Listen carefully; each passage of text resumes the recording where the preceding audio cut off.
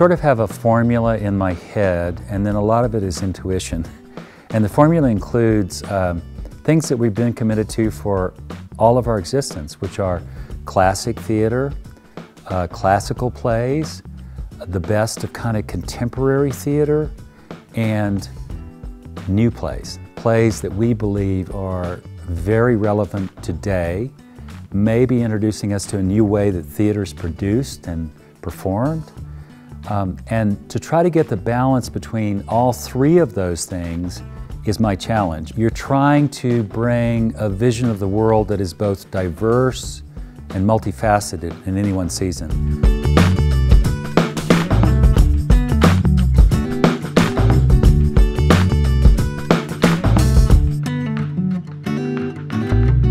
You've got to figure out what that balance is between your family series middle school show, which in this case will be an adaptation of a great novel by Lois Lowry, The Giver, which is still taught all over America in middle schools.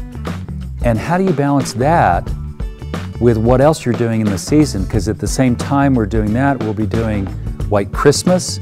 It's just a constant kind of dazzling showbiz musical. And at the same time we'll be doing When We Are Married, three completely different shows. One, a great American classical musical. The other one, When We Are Married, not as well known, was incredibly popular in the 20th century and has been done around the country. But its premise is something we can all connect to, and that is what happens after you've been married 25 years and you feel you're quite important in the community you live in, and you discover your marriage isn't legal. Would you stay married? Would you marry someone else? Would you worry about scandal first and foremost? And this is a comedy that kind of explores all those questions, guaranteed to make people laugh. You work and work so that you can have pleasure in your spare time? We will have the experience with a weekend with Pablo Picasso, that it'll be engaging and also fun.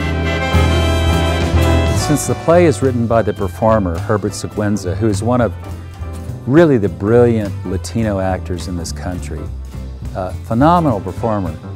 He plays Pablo Picasso. He shares his life story with us, but he also paints his way through the evening. So who could ask for anything more? You get to see somebody paint, act, and he's written the material.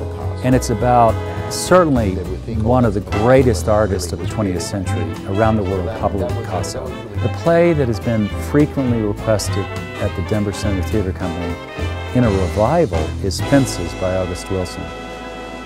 It's an extraordinary play. It's quintessentially about an American father and son, African American, in Pittsburgh, which is where Wilson grew up, in the late 1950s.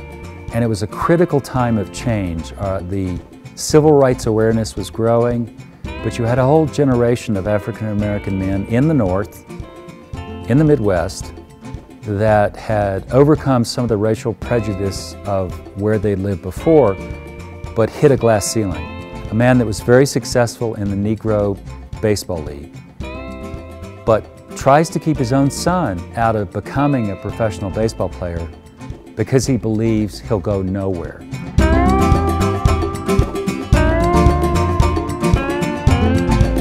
The other play that we're doing next year that is right off of Broadway, it's currently still running on Broadway, is Other Desert Cities by John Robin Bates. John Robin Bates is a theater playwright. He's had several successful plays. Most people know him as a television writer. He created and wrote Brothers and Sisters, the series on TV. And this is the first play he wrote afterwards. Why did I pick this play versus some of the other new plays, whether it's Venus in Fur by David Ives or God of Carnage, which was a recent Broadway hit, or it's Sons of the Prophets, a beautiful new play about a Muslim family in Pennsylvania. And all of those plays were contenders, but I was really drawn to this play because it's about a family embodiment of some of the political strains in America today. It's a writer comes home to her very successful Hollywood industry, big-time Republican parents in Palm Springs, and she's written a nonfiction book, her second book, that reveals a deeply held family secret. and she plans to publish it. But of course they get into things that you get into with any family celebration. You start arguing about your conservative viewpoint or your liberal viewpoint, what's going on in the world, how it could be fixed.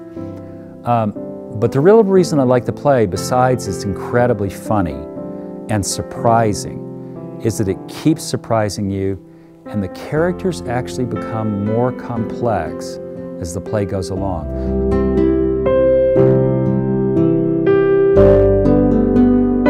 In the next season, we'll be doing Grace, or the Art of Climbing, by a very gifted young playwright out of Yale, Lauren Feldman.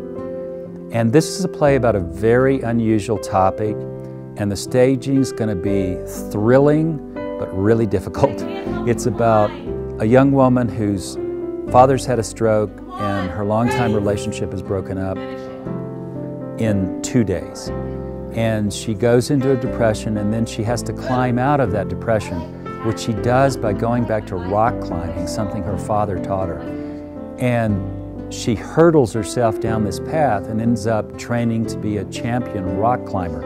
It requires 6 actors who can rock climb, and we're going to do it in the Space Theater, which is in the Round. So that 25, 30 feet from the floor of the stage to the grid, actors are going to be climbing up and down that space. So it'll be very exciting physical theater, but it's also about a young woman's view of the world, and it's a play that I don't think a man would write from that perspective. And the other play we're doing is equally exciting and equally challenging, but completely different. Data can be accessed, but it can't be made aware. And that play incorporates video, live video, interaction with the actors. That's the only way you can tell the story. It's called Ed Downloaded by Michael Mitnick, another young playwright out of Yale. And he's written a play about in the near future when people can download their brains and their favorite memories into some kind of computer storage. And his wife, who runs the Institute of the man that's dying, discovers after he's died that of the 10 memories he downloaded, 8 were him with somebody else.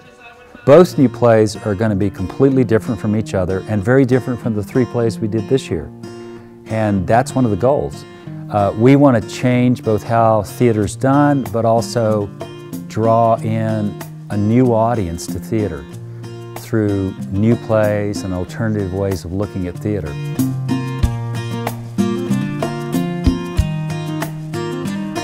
I don't think I pick a season based on a theme.